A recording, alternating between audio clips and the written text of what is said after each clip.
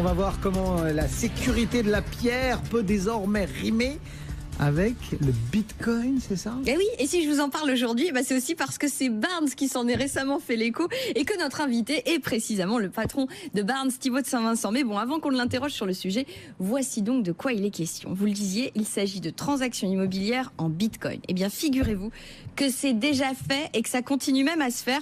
Alors, je vous rassure, pas chez nous en France, non.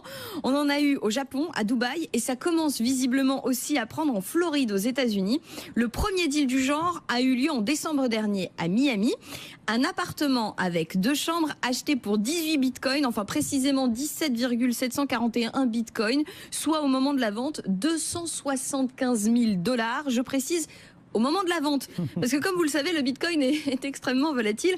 D'ailleurs, si on devait s'amuser et à supposer que le vendeur de l'appartement de Miami ait conservé son paiement en Bitcoin, il aurait déjà perdu aujourd'hui près de 80 000 $, vu la baisse récente du Bitcoin. Bon, ce qu'il y a de curieux, c'est ça. C'est parce que ces crypto-monnaies qui sont très volatiles, comment est-ce qu'elles font pour avoir finalement la cote auprès d'investisseurs immobiliers? On va être très clair. Les médias américains qui en ont parlé expliquent déjà que les vendeurs, ils attendent pas une seconde pour convertir les bitcoins en cash, en argent sonnant et trébuchant. Après, il y en a d'autres qui évoquent des intérêts d'ordre fiscal. Ce pourrait être, par exemple, l'occasion d'échapper à toute imposition sur d'éventuelles plus-values.